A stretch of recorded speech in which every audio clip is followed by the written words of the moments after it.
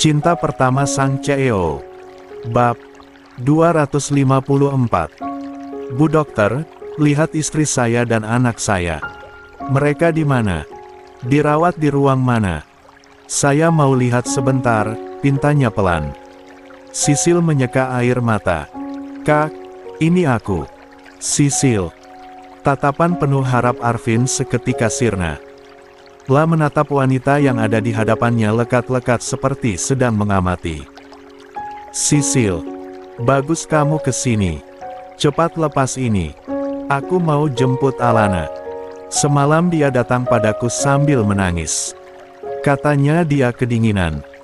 Tak tahan rasanya, Sisil memeluk kakaknya itu dalam tangis. Keadaan Arvin saat ini benar-benar melukai hatinya yang paling dalam. 15. Kak, tolong dengar aku sekali ini saja. Aku sedih melihat kakak seperti ini. Apa kakak masih ingat dulu, saat kita kehilangan orang tua kita? Kakak masih bisa bertahan, kakak yang menjagaku sejak kecil. Saat kita gak punya uang untuk makan, kakak masak mie instan buat aku, dan kakak hanya minum kuahnya kalau aku selesai makan. Aku takut suara petir, tapi kakak selalu memelukku supaya bisa tidur. Kenapa sekarang Kak Arvin gak bisa bertahan? Padahal dulu di mataku Kak Arvin adalah orang paling kuat di dunia. Aku cuma mau ke tempat Alana dan Arlan. Mereka pasti sedang menungguku untuk dihukum. Aku banyak salah pada mereka, Sisil. Antar aku ke tempat mereka. Sisil menghapus air mata yang meleleh di pipi kakaknya. Kak, aku tahu ini berat. Tapi Alana dan Arlan sudah pergi dengan tenang dan itu bukan sepenuhnya salah Kak Arvin. Gak, Sisil. Alana dan anakku masih hidup. Dia gak pergi.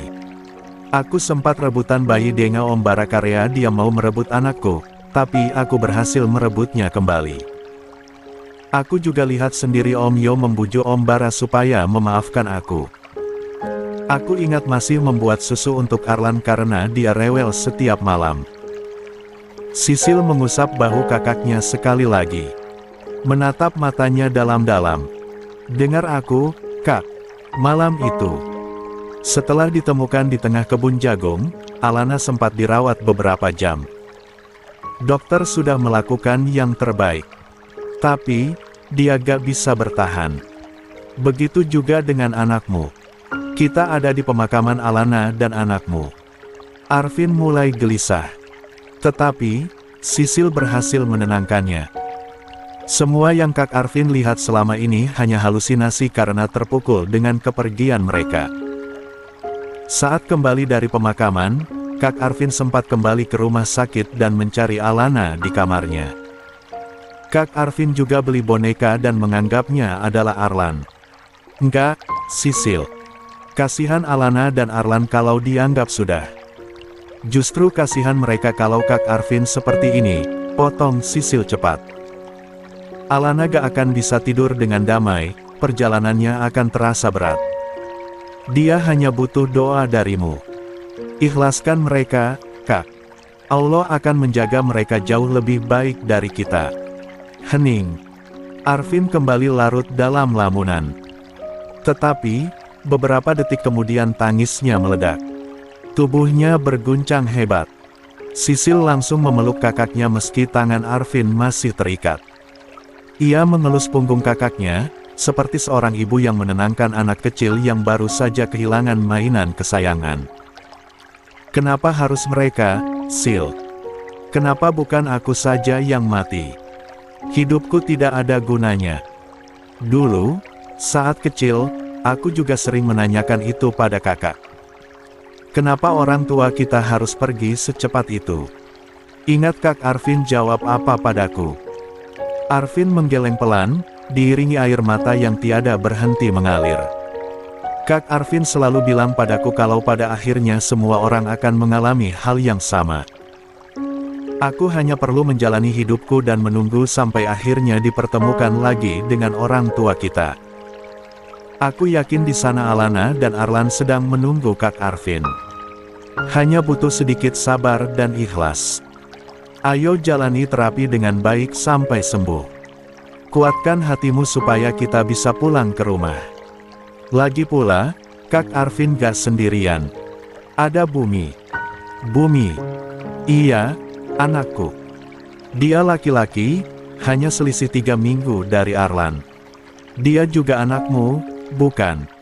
Kita bisa 16 merawatnya bersama.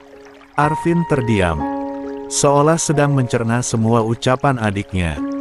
Rumit, semua seperti berputar di kepalanya. Sisil menyeka air mata, lalu segera keluar dari ruangan itu dan kembali dalam hitungan menit bersama seorang dokter untuk meminta melepas kain yang membelenggu tangan kakaknya. Untuk pertama kali, Arvin tampak lebih tenang.